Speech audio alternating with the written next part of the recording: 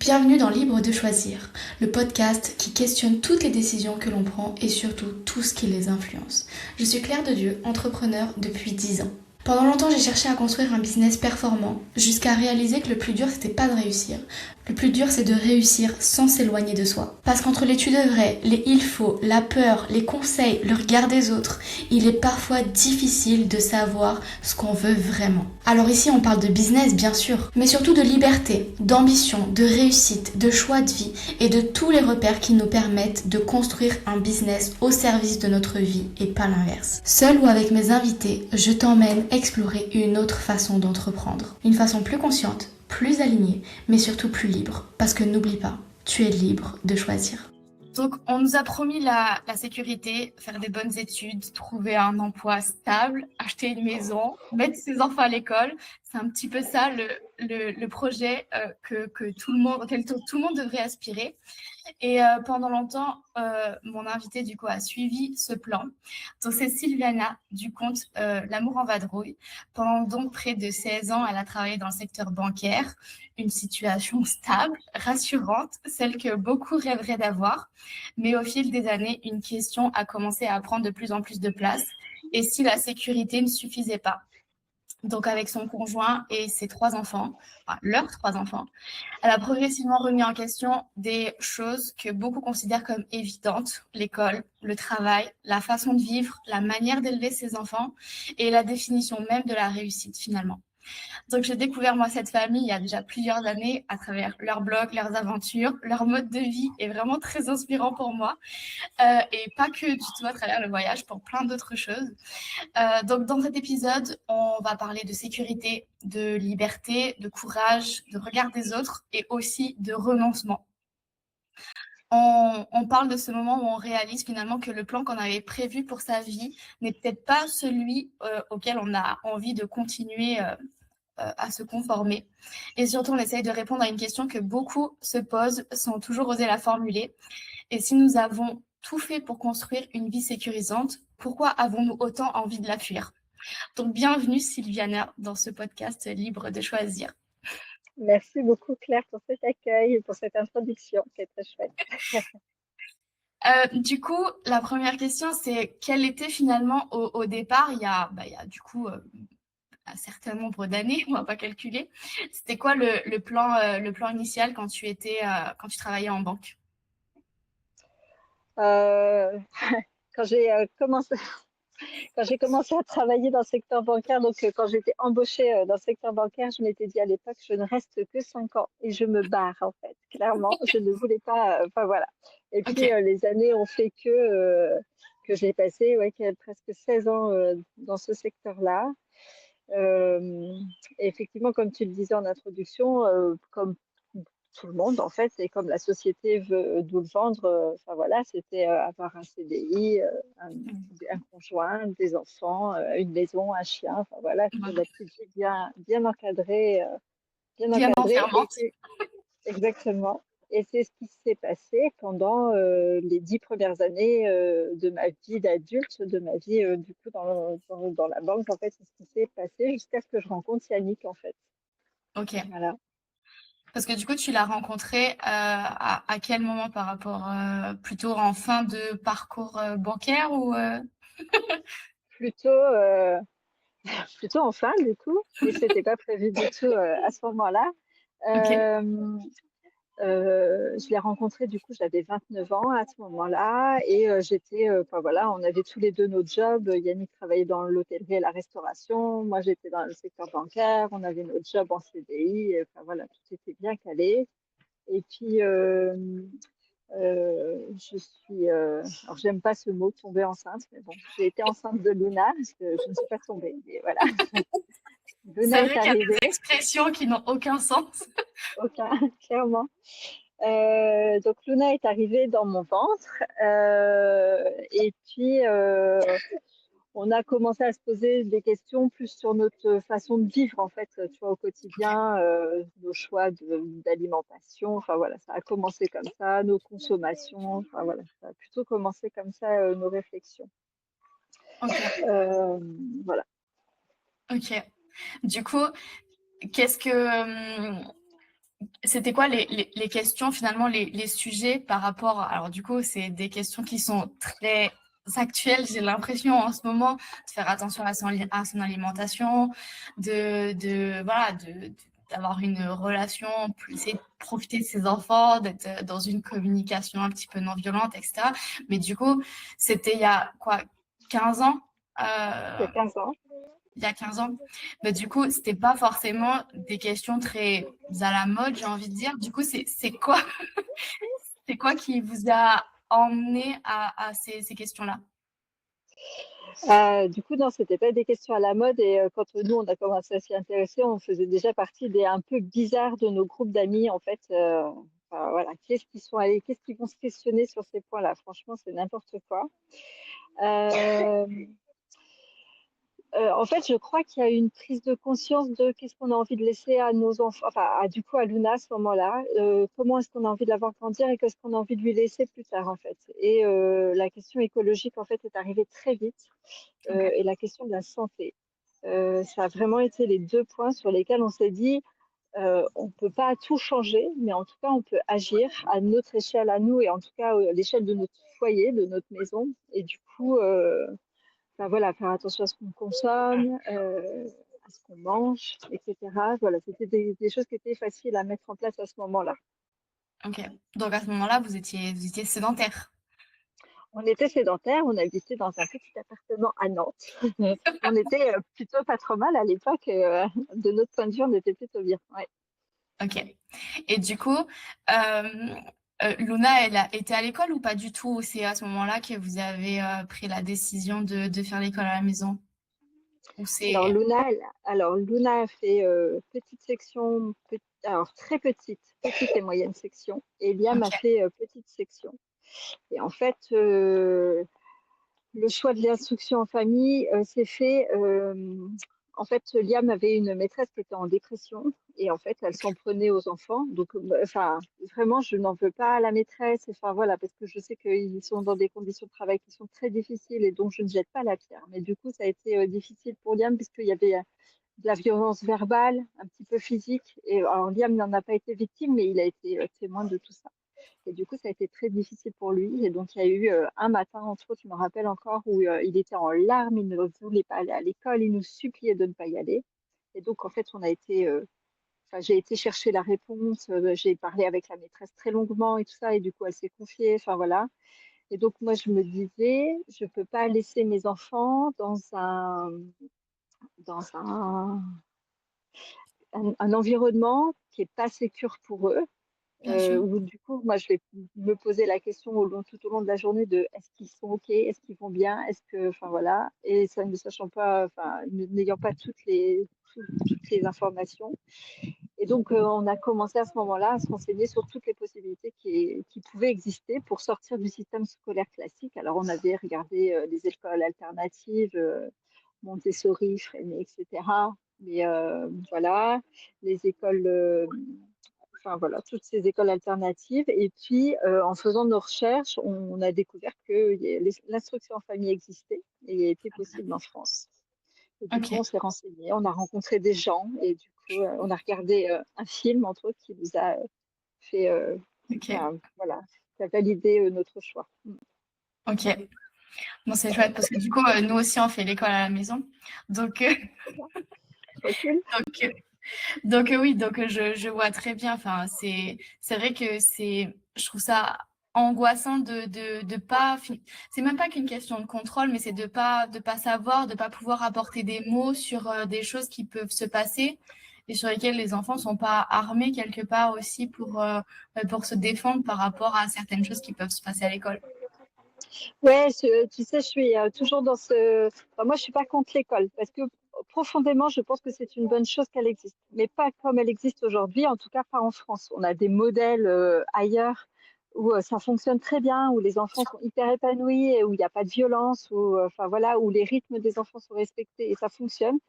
Mais en France, il y a ce blocage de non, c'est comme ça et ça devra toujours être comme ça et on ne change pas. Et du coup, j'ai toujours dit aux enfants depuis qu'ils sont tout petits, hein, mais bon, 15 ans après, voilà, ça n'a pas changé.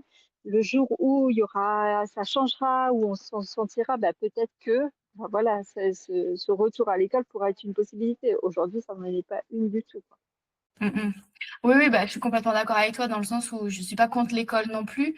D'ailleurs, les enfants, on a fait l'école à la maison quand ils étaient tout petits. Ils ont été scolarisés à un moment donné et finalement, ils en sont ressortis parce qu'en fait, voilà, c'est pas, ça leur convient pas et c'est trop difficile. Même le système de comparaison, de notes, de plein de choses. Enfin, il y a tout un système qui fait que c'est assez compliqué de les récupérer après pour Clairement, revenir contrebalancer tout ce qui s'est passé dans la journée.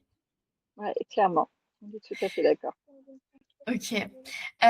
Et du coup, donc finalement, à ce moment-là, c'est juste la question de l'instruction en famille qui se pose, pas forcément des voyages et de partir, d'être nomade. Non, pas du tout. Alors du coup, ça a été l'instruction en famille. Et puis à peu près, donc Maya est née l'année où on a fait l'instruction, enfin juste avant qu'on fasse, enfin au moment où on a fait ce choix-là, Maya est née. Et en fait, Ok. pendant cette année 2000, fin 2016, début 2017, en fait, on s'est dit, bah, attends, en fait, on n'a plus de contraintes d'horaire, de temps, à part moi, mon travail, puisque Yannick, lui, avait changé de travail quand Luna est née pour être plus disponible, en fait. Et du coup, moi, il Ok. savait plus que mon travail qui me tenait, quoi. Et je me disais, mais en fait, enfin voilà, à partir du moment où si je fais le choix de faire autre chose et de me reconvertir dans un autre métier, en fait, bah, j'ai plus ces contraintes horaires. Donc, et en tout cas, pas de contraintes géographiques. Ça a été d'abord ça. C'est-à-dire que Nantes, c'était très sympa et on a adoré, mais on s'est dit, bah, pourquoi pas aller vivre ailleurs. Donc, on a voulu tester la Martinique et ça s'est pas passé comme on voulait. Et du coup, ben voilà, ça a été 2 mois de belles vacances, mais ça n'a pas été plus loin. Ok. Pardon. Et puis, euh, et puis après, en fait, quand on est revenu de Martinique, je me souviens encore, Yannick, le soir où on est revenu, Yannick arrivait pas à dormir à cause du décalage horaire. Et du coup, il était sur les réseaux sociaux, il Ok. scrollait. Et puis voilà. Et le lendemain matin, je me réveille toute fraîche et tout ça. Et Yannick me dit, j'ai une super idée. Et là, j'étais là, attends, ok, Oups. vas-y. Et du coup, il me dit, on part faire le tour du monde en 4x4 avec une tente de toit. Je lui dis non mais attends chérie là parce que vient de tester la Martinique et ça l'a pas fait et là tu viens de me dire que tu veux partir faire le tour du monde en 4x4 avec une tente de toit. Je dis bah sur le principe pourquoi pas mais enfin voilà faut qu'on soit sûr quand même. Donc on en a parlé aux enfants qui étaient hyper enthousiastes, ouais carrément ça va être trop bien, enfin voilà ils étaient trop contents. Et du coup, j'ai dit à Yannick, bah, ok, je suis partante. La seule chose, c'est qu'il faut qu'on sécurise l'aspect financier parce que, enfin, voilà, moi, je quittais mon job du coup pour de vrai et du coup, il fallait qu'on ait un salaire, enfin, fallait qu'on ait de l'argent qui rentre tous les mois, quoi.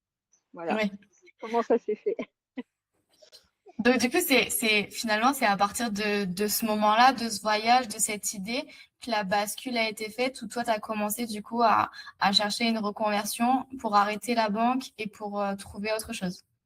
Ouais, tout à fait. Du coup, j'ai quitté la banque 6 mois après et du coup, on s'est tous les deux reconvertis. Donc, Yannick s'est reconverti dans le développement web, donc créateur de site internet. Et puis moi, je m'étais reconvertie dans le copywriting, rédaction web, copywriting. Voilà. Ouais. Parce que du coup, l'écriture a toujours été très ancrée via mon papa. Donc voilà, ça faisait sens que je me dirige vers cette voie-là. Ok. Et donc, du coup, ça vous a pris du temps pour assurer la transition ou au final, vous avez réussi quand même alors vous reconvertir assez vite, générer de l'argent et du coup pouvoir vous sécuriser pour partir? Ça a été rapide ou... Nous sommes appelés des frappadingues. C'est-à-dire que donc on a mis entre le temps où on s'est dit on fait le choix de partir et le moment où on est parti, c'est passé 2 ans. Et pendant ces 2 ans, en fait, on s'est formé et on a commencé à travailler. Mais on n'avait rien de sécure. C'est-à-dire que moi, enfin, on est parti avec le peu d'argent qu'on avait, le peu d'économie qu'on avait, c'est-à-dire quasiment rien. Mais enfin voilà, on était hyper confiants en l'univers et du coup on s'est dit en fait ça va le faire. Enfin voilà, ça ne peut que le faire puisque c'est un choix qui est pris voilà, en conscience. Donc ça n'a pas été évident tous les mois, en fin de mois, mais enfin voilà, on a toujours mangé, on a réussi à mettre du carburant dans le 4x4 à l'époque. Enfin voilà, ça, voilà. Ok. Du coup, finalement, c'est quoi la décision qui a été la plus difficile à prendre alors?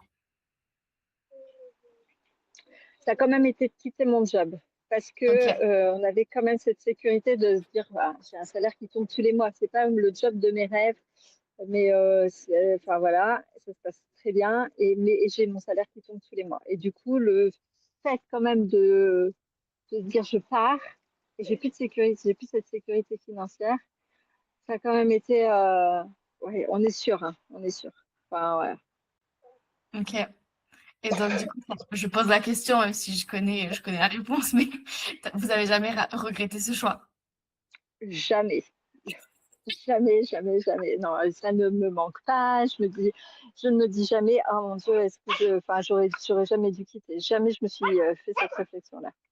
Et du coup, même par rapport à la sécurité, c'est pas quelque chose parce que souvent c'est une idée que les gens ont ou dans lesquels avec lesquels ils restent, tu vois, cette question de, ok, en fait, ça m'apporte de la sécurité, mais à quel prix en fait?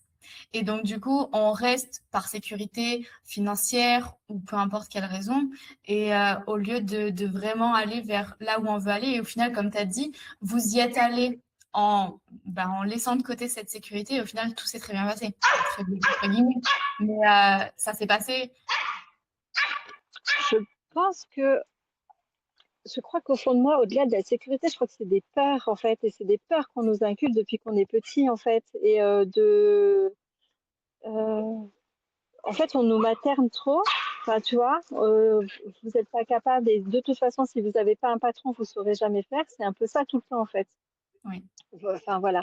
Et c'est des peurs que je comprends, hein, parce que moi, au tout début, j'ai eu cette peur à me dire, ouais, quand même, enfin, j'ai plus cette sécurité financière et demain, si j'ai pas de contrat et que j'ai pas d'argent qui rentre, comment je vais nourrir mes enfants? Oui, je me la suis posée, ça m'est arrivé de me la poser au début.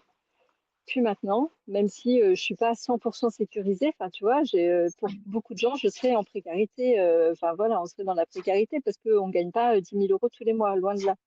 Mais je crois que c'est des peurs qui nous appartiennent et sur lesquelles il faut qu'on travaille. Et alors moi, il y a plein de gens qui m'ont donné leurs peurs. Oui, vous vous rendez compte, enfin du coup, vous serez plus en sécurité, tout ça. Et enfin, je leur disais en fait, c'est tes peurs à toi et je n'en veux pas en fait. Je les entends, mais je ne veux pas les prendre en fait. Donc tu les gardes et voilà. Et en fait, je crois que le fait de ne pas m'être chargée de toutes les peurs de tous les gens qui nous entouraient, je crois que ça nous a aidé aussi à avancer plus sereinement en fait, et à être plus confiants en nous. En fait. Oui, ben c'est ça. En vrai, je trouve ça hyper difficile des fois de trouver la juste limite entre, ok, j'entends ce que tu dis, je comprends que tu sois inquiet pour nous, mais c'est quelque chose qui Oui. m'appartient pas. Ouais, exactement. Et tu vois, c'est une peur que j'aurais pu avoir encore aujourd'hui. Enfin, tu vois, moi, parce que du coup, dans mon enfance, ça a été, enfin, la sécurité financière, je ne l'ai pas eu dans mon enfance. Mes parents étaient artistes. Et donc, en gros, pendant 6 mois, c'était l'orgie financièrement. Et pendant les 6 autres mois, on mangeait des patates tous les mois, tu vois. Enfin, tous les jours. Voilà. Donc, ça a été. Mais mes parents, enfin, je pense que mes parents m'ont aussi appris à ben, on vit au jour le jour. Et aujourd'hui, ben, on a de l'argent et c'est trop chouette. Et enfin voilà. Et demain, on n'a pas d'argent, ben, c'est pas grave en fait, parce qu'on va travailler pour avoir de l'argent pour le mois prochain en fait. Et donc Hmm. du coup, sans avoir, enfin, mes parents n'étaient pas riches, loin de là. Et mais du coup, on a toujours vécu et enfin voilà, on a profité. J'ai eu une enfance hyper heureuse et sans rouler enfin, sans avoir une orgie d'argent autour de moi, tu vois. Oui, c'est ça. Comme quoi, c'est pas ça qui rend heureux, enfin, loin de là. Non, non, clairement. Bon, même si je t'avoue que si je pouvais avoir 5 000 € Évidemment. tous les mois qui tombent, ce serait vraiment chouette. Avant, tu les refuserais pas. Non, je crois que je les prendrais quand même. Non, mais c'est ça. Mais après, c'est sûr que enfin, pour avoir plus d'argent, qu'est-ce qu'on est prêt à sacrifier aussi? Parce que forcément, ça demande forcément une contrepartie. Donc, est-ce que, bah, justement, pour bah, de la sécurité, du confort, que ce soit matériel, financier ou autre, qu'est-ce qu'on est prêt à sacrifier et qu'est-ce qu'on est prêt à engager de nous pour avoir plus d'argent ou autre chose? Oui, c'est ça. Est-ce que je suis prêt à sacrifier ma santé mentale? Est-ce que je suis prêt à sacrifier ma famille? Voilà. Aujourd'hui, Exactement. non, je ne vais pas sacrifier tout ça. Et je préfère vivre avec peu et être entourée de ceux que j'aime et qu'on vive dans la joie. Et voilà. C'est ça. Et du coup, est-ce que, bah justement, ça fait la parfaite transition. Est-ce que c'est, c'est des choix, tous les choix globalement que vous avez fait aujourd'hui, parce que du coup, on n'en a pas encore reparlé, mais enfin, vous vivez toujours, vous êtes toujours nomade. Aujourd'hui, vous vivez dans un bus. Donc, Tout est-ce à que fait. c'est des choix qui sont aujourd'hui compris par votre entourage? Est-ce que là, qu'est-ce qu'ils comprennent, qu'est-ce qu'ils comprennent pas, qu'est-ce qu'ils acceptent ou pas, enfin, même si c'est pas à eux d'accepter vu que c'est vos choix, mais et voilà, qu'est-ce que. Je crois qu'en fait, ils ne comprennent toujours pas, mais qu'ils acceptent. Et qui Ok, se disent bah, c'est comme ça en fait. Ils ont choisi de vivre comme ça.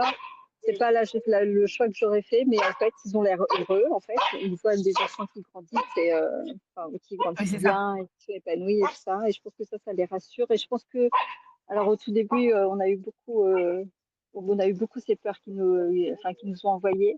Et je crois qu'au fil du temps, plus ils nous ont vu évoluer, etc., plus en fait, je pense qu'ils ont été rassurés. Ils comprennent pas, mais ils voient que c'est OK, donc c'est OK en fait. Ok. Mais du coup, ça veut dire que quelque part, il faut arriver à prouver quelque part Ouais, que, c'est ça.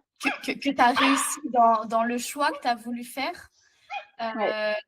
Et que quelque part, leur inquiétude, enfin, le fait de réussir dans ce choix-là, ça leur donne tort, même s'il n'y a pas une question de tort ou de raison, mais en tout cas de s'être inquiétés.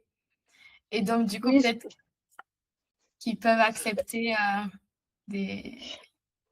ouais, je pense que tu sais, il y a ces parties de gens où, enfin, tu vois, j'ai ma sœur qui, quand on lui a annoncé qu'on voulait être nomade, enfin, en tout cas, pas être nomade au début, mais qu'on partait voyager et tout ça. Bah, ok. En fait, c'est tout à fait logique et en fait, elle n'était pas étonnée. Il y en a qui n'étaient pas trop étonnés, mais quand même qui n'étaient pas très rassurés. Et puis il y en a qui ont eu beaucoup de difficultés à accepter, en fait. Enfin, à nous dire, mais en fait, c'est n'importe quoi. Vous prenez des gros risques et tout ça. Et en fait, voilà, je pense qu'on a eu autant de réactions qu'on a de gens dans notre entourage. Et du coup, Ok. voilà, tu sais, enfin, on a aussi beaucoup appris à lâcher prise, mais ça c'était avant, enfin, c'est quelque chose que j'ai fait, sur lequel je travaille depuis longtemps. Et en fait, moi, en fait, ok, en fait, c'est ok, du coup, trop bien. C'est pas ok pour toi, bah, ok, c'est ok aussi. Et en fait, voilà, c'est comme ça. En fait, c'est ma vie et j'en fais bien ce que je veux, quoi. Donc, Oui, heureusement. Mais Mais du coup, c'est vrai que c'est pas toujours parce que finalement, enfin moi je parle pour moi, mais quand effectivement j'ai parlé de faire l'école à la maison, on est parti à un moment donné vivre aussi en camping-car et du coup il y avait cette part de j'arrive pas toujours complètement à mettre tout à distance et tu dis tu sais dans les moments de doute où tu dis mais en fait en vrai, peut-être que qu'ils ont raison, tu vois. Peut-être que c'est bah ouais, peut-être que je vais me planter, peut-être que je prends pas la bonne décision, ben, peut-être, en fait, moi, tu sais, des peut-être. fois, je me dis, en fait, c'est peut-être pas le bon choix. Mais en fait, j'ai essayé et en fait, je me suis éclatée et je regretterai pas, en fait. Et j'aurais pu regretter si j'avais pas essayé, en fait. Donc, du Exactement. coup, ouais, enfin, en fait, mais effectivement, hein, on a rencontré des voyageurs, pour toi qui n'étaient pas nomades, juste voyageurs, hein, qui arrêtaient leur voyage parce que donc les grands-parents des enfants, oui, vous nous enlevez nos enfants, etc. Et donc du coup, on stoppait leur voyage. Enfin, je me dis, mais en fait, tu pars 1 an ou 2 ans, en fait, profite, en fait.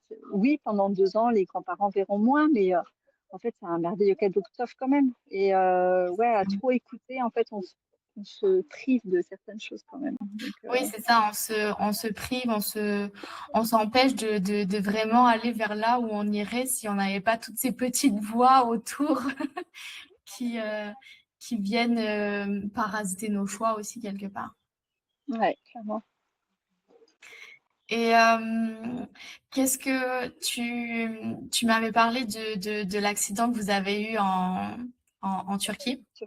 Ouais. Ça, c'était un tournant. Qu'est-ce qui a fait que ça a été un tournant, justement? Euh, donc, on a eu un accident en Turquie en fin novembre 2024 avec notre van. Et du coup, ça a été assez violent puisque nous, en fait, le projet c'était de rentrer en France pour acheter ce bus qui viendrait de notre Ok. maison, Donc, mais c'était pas quand même le aussi. projet. C'était quand même le projet, mais pas aussi vite. En fait, on ne prévoyait Ok. pas avant 2, 3 ans. Enfin voilà, on avait envie de profiter de l'Europe qu'on n'avait pas encore du tout fait. Ok. Euh, et du coup, voilà, voilà, cet événement coupe tout net. Et là, on se dit, mais qu'est-ce qu'on fait? Bon, on n'a pas réfléchi très longtemps, hein, parce que le lendemain, on savait déjà ce qu'on faisait. Donc, voilà. Mais ouais, ça a été assez. En fait, ça a été un arrêt qu'on n'avait pas prévu, un événement. Enfin voilà, ça a été un arrêt en fait, un chapitre qui se clôt un peu trop violemment en fait. Et du coup, pour en entamer un autre, un peu trop rapidement par rapport à ce qu'on avait prévu. Donc, Hmm. ce qui fait que bah, on est. Enfin voilà, tu vois, là, ça fait 1 an et demi qu'on est en France maintenant, qu'on n'avait pas du tout d'être en France aussi longtemps, enfin, tu vois. Et du Ok. coup, voilà, on est là, en fait, on vit, mais c'est pas. Enfin, du coup, c'est un petit chapitre au milieu de 2 gros chapitres, tu vois. On a hâte Ok. de passer au chapitre suivant. Là, c'est la période un peu tampon, la période transitoire. Ouais, exactement. C'est un peu une transition. Pour l'instant, voilà, on navigue, on profite, hein, mais enfin voilà, on n'est pas dans un truc qui est très choisi pour l'instant. Ok, je vois. Parce que du coup, dans le questionnaire que tu rempli pour préparer l'interview, tu m'as dit que finalement, l'accident que vous avez eu, finalement, ça avait représenté la perte de la liberté que vous aviez aussi.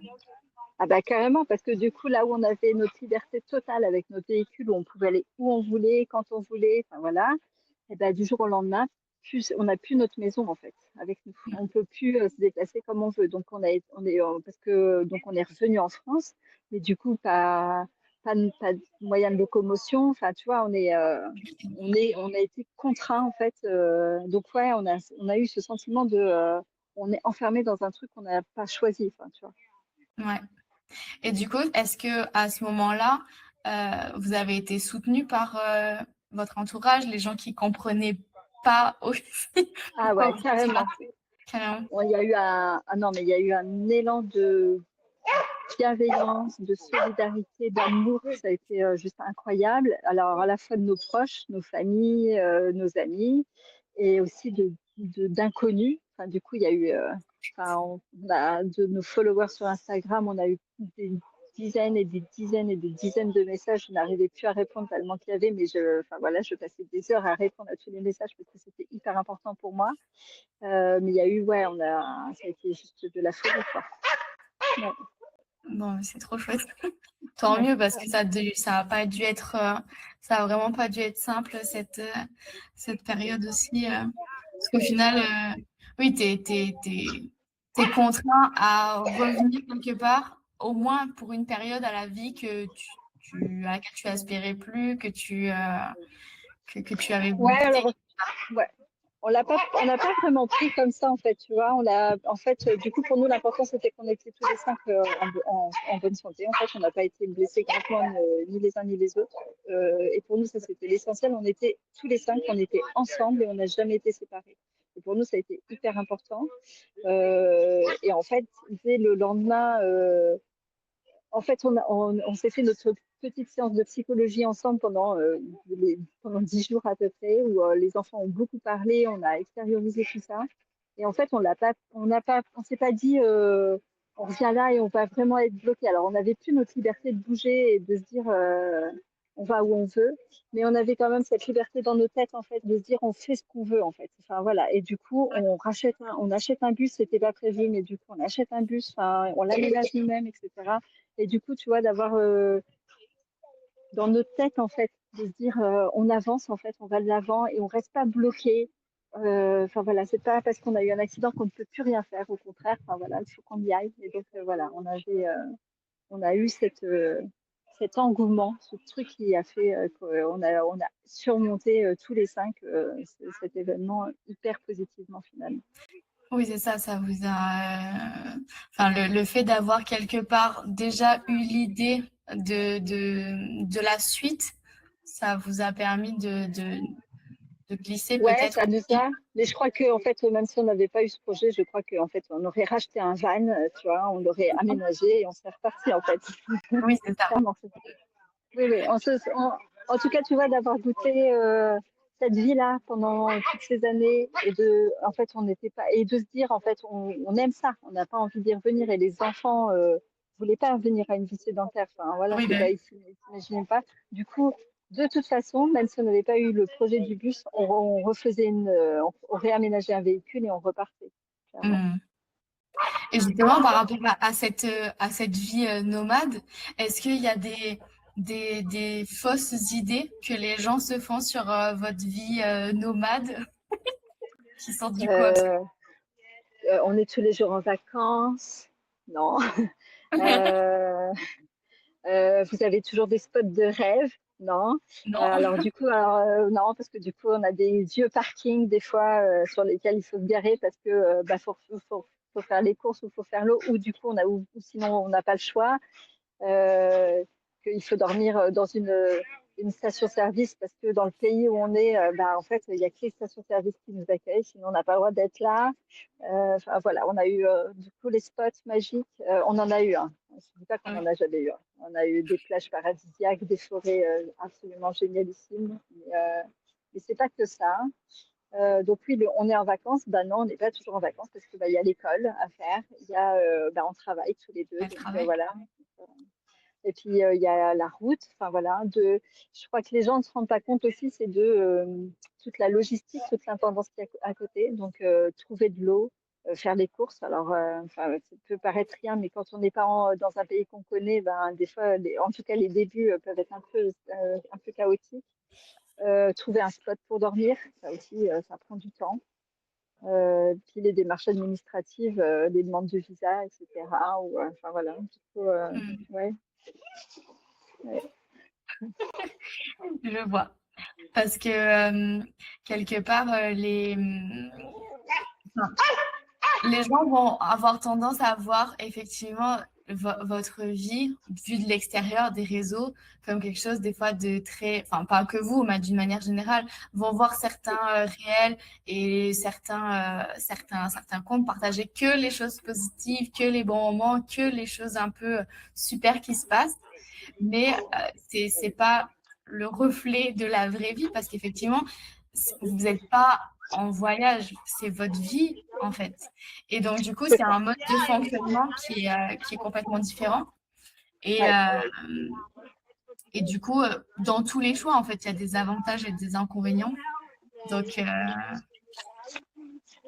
Alors, c'est clair que dans tous les modes de vie, il y a des avantages et des inconvénients. Et on ne va pas dire que la vie nomade va correspondre à tout le monde, parce que non. non, ça ne correspondra pas à tout le monde. Et que la vie sédentaire correspond à tout le monde, non, ça ne correspond pas à tout le monde. Et en fait, il faut juste qu'on trouve le bon équilibre voilà, qui nous permette de se sentir bien, aligné, et enfin voilà, qu'on arrive à y trouver un sens. Un sens. Euh, oui, et comme tu disais, effectivement, il y a des créateurs de contenu qui vont partager que les côtés juste magiques. Enfin, voilà. Et tu vois, du coup, tu me dis, ça me fait penser quand Yannick il regardait sur les réseaux sociaux, quand Oui, il nous a annoncé que. Eh ben, en fait, effectivement, dans les réseaux sociaux, il a vu entre autres deux familles qui, c'était juste magique. Ils se réveillaient dans la forêt, dans la jungle, enfin, tu vois, avec les enfants. Tout le monde était frais, tout ça. Et en fait, quand tu discutes avec d'autres voyageurs qui connaissent tout ça, en fait, tu vois la vérité, tu découvres la vérité, tu te dis, ah ouais, mais c'est pas cool, en fait. Enfin, tu vois. Du coup, moi, ouais. j'ai toujours à cœur enfin, oui, on vit une vie hyper chouette et tout ça, mais c'est pas rose tous les jours. Et j'ai pas envie de vendre la carte postale juste parfaite à tout le monde, en fait. Et quand on vient me poser la question, quand j'échange avec les gens, En fait, je dis la vérité, en fait. Oui, c'est une vie qu'on adore. Enfin, on n'en changerait pour rien au monde. Mais ouais, il faut trouver un spot, C'est ça. il faut accepter de dormir sur un parking, il faut accepter, enfin voilà, il y a des choses voilà, qui sont moins glamour, mais qui font partie du jeu. Et enfin, voilà. C'est ça. C'est ça, c'est des choix que autant on assume dans les bons comme dans les moins bons côtés. Mais du coup, c'est des avantages qu'on est prêt à assumer aussi d'avoir une vie comme ça. Mais qui, effectivement, qui correspond pas à tout le monde, Clairement pas. j'avoue. Et donc, du coup, euh, quelque part, aujourd'hui, maintenant que vous avez fait tout ce chemin, autant en kilomètres qu'en années, qu'en expérience, en tout, c'est quoi aujourd'hui par rapport à avant la différence? C'est quoi ta définition de la réussite et de la liberté?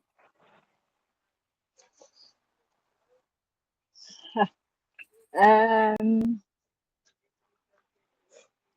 J'aurais tendance à dire que pour moi, en tout cas moi, mon point de vue, la réussite, c'est pas forcément la réussite professionnelle et de gagner 200 000 euros tous les mois. C'est pas d'avoir une méga grande maison. En fait, la réussite, c'est d'avoir fait les choix de vie, d'avoir réussi à faire les choix de vie qui te permettent de vivre aligné avec qui tu es, avec, Mm. euh, avec ce qui te fait vibrer, qui a un sens pour toi. C'est-à-dire que si demain tu travailles dans une usine, alors j'ai rien contre les ouvriers, enfin parce que du coup j'ai plein de, et du coup tu dois te lever le matin et tu fais, et en fait ça devient un truc hyper mécanique et qui prend pas de plaisir et tout ça. Je pense qu'il est bon de se poser des questions de qu'est-ce que, et que alors que peut-être que enfin une autre personne va avoir le même job et en fait va être hyper enjouée et ça va être trop génial et tout ça, bah peut-être que c'est pour elle c'est ça aussi sa liberté. Je crois qu'il faut pas aller chercher de bah, je suis libre parce que je peux aller voyager, parce que je me lève le matin en face de montagnes juste magnifiques et tout ça. C'est peut-être pas ça en fait. Pour moi, la réussite pour moi, c'est vraiment de vivre une vie qui fait sens, avec laquelle avec laquelle tu es aligné, qui te fait vibrer, que tu prends du plaisir, que le matin tu te lèves et tu te dis trop chouette, je recommence une journée et ça va être une trop belle journée en fait. C'est Voilà. ça. Bah, c'est un joli mot de la fin, une jolie conclusion. Est-ce que Merci. tu as quelque chose à rajouter par rapport à tout ce qu'on a dit? Est-ce que voilà, il y a quelque chose sur lequel tu veux conclure, une idée, un message? Euh, Bah, pour tes auditeurs, écoutez-vous, faites-vous confiance. Et quand vous avez une idée un peu farfelue, mais qui vous fait vibrer, en fait, où il y a un truc où vous dites c'est ça, en fait, bah, allez jusqu'au bout, malgré ce qu'on peut vous dire autour de vous, allez jusqu'au bout, parce que bah, du coup, peut-être que si vous n'y allez pas, vous passez peut-être à côté de quelque chose, et que si vous y allez, vous allez vivre des choses absolument merveilleuses. Carrément. En tout cas, il faut prendre le risque d'oser Ouais. et d'aller au bout de ses idées. Ouais, pour pas regretter en fait, pour pas se dire après ah j'aurais trop dû faire ça en fait. C'est ça. Non. Ouais, je pense qu'il y a rien de pire que d'avoir des regrets de ne pas avoir fait quelque chose qu'on avait envie de faire. Ouais, tu sais, enfin depuis qu'ils sont tout petits, je dis à mes enfants, se tromper c'est apprendre. Voilà. Et du coup, on a toute une vie, on a le droit de se tromper plein de fois dans notre vie et Hmm. d'essayer et de refaire en fait. Et voilà. Et en fait, on n'est pas figé dans un métier aussi, parce que du coup, moi j'ai commencé dans la banque. Euh, En fait, je fais plein d'autres métiers et aujourd'hui, j'en fais plusieurs des métiers. Et du Et coup, oui, c'est trop chouette. Enfin voilà, on n'est pas figé dans un métier. Enfin voilà, si vous avez envie de faire autre chose, ben, faites autre chose en fait. Et faites un truc qui, voilà, testez. c'est ça. Et puis d'avoir cette créativité aussi de créer quelque chose de sur mesure. Si ça n'existe pas, c'est pas parce que ça n'existe pas que c'est pas possible. Et qu'il faut oser y aller. Parce que du coup, au final, toi, tu as réussi quelque part à rassembler deux métiers, deux façons de travailler qui sur le papier n'ont pas forcément grand-chose en commun, mais au final, dans comment tu l'expliques et dans comment tu le présentes, ça a du lien, ça a du sens parce que c'est quelque chose que tu vis, que tu incarnes et qui a du sens dans ta vie. Clairement, clairement. Enfin, tu vois, enfin, pour ceux qui ne connaissent pas, du coup, je suis copywriter, storyteller et je suis conseillère bien-être aussi. Du coup, des métiers, alors copywriter et storyteller font du sens entre eux, enfin voilà, Et conseillère voilà. bien-être non. Mais du coup, je suis spécialisée en aromathérapie et moi, les huiles essentielles sont là depuis plus de 20 ans dans ma vie et du coup, bah si, en fait, ça fait sens. Enfin, voilà, oui, c'est pas mon métier à la base, mais du coup, devenir cette conseillère, ouais, ça fait sens. Enfin, moi, je ne nous soigne qu'avec ça depuis toujours, et voilà. Donc, ouais. C'est ça. Oui, c'est ça, parce que au final, dans les conseils un petit peu entrepreneurial qu'on peut entendre, c'est il faut se nicher, il faut pas partir dans tous les sens, il faut. Mais en fait, non. À partir du moment où ça a du sens pour toi, que tu peux l'expliquer, le justifier, que ça prend vie justement dans ta vie, dans ton quotidien, et que c'est logique, bah en fait, il n'y a pas de règles. Non, il n'y a pas de règle. Et ça marche, mais c'est trop génial. Et ça marche pas bête. Enfin, voilà, c'est pas grave. Tu auras essayé. Et puis voilà. Exactement. Au final, on tourne toujours autour de ça, autour de cette idée d'oser, de passer à l'action, de pas attendre d'avoir la validation et la permission de quelqu'un pour faire les choses qu'on a envie de faire. Clairement pas. Non, non, faut foncer. Allez-y. Voilà. Bon, ben, on va conclure là-dessus, Sylviana, du coup. Très bien. Merci beaucoup. Merci à toi infiniment, Claire. C'était vraiment un très chouette moment passé avec toi. Merci d'avoir écouté cet épisode de Libre de choisir. Si cette conversation t'a donné envie de questionner certaines de tes certitudes ou de prendre un petit peu de recul, ou bien simplement de te reconnecter à ce qui compte vraiment pour toi, alors ma mission est remplie. Si tu veux soutenir le podcast, pense à t'abonner, à mettre une note ou un avis et surtout à le partager à quelqu'un qui aurait besoin d'écouter cette conversation. On se retrouve mercredi prochain pour un nouvel épisode et d'ici là, n'oublie pas que les meilleures décisions ne sont pas toujours celles qu'on te recommande. Ce sont celles qui te ressemblent parce que tu es libre de choisir.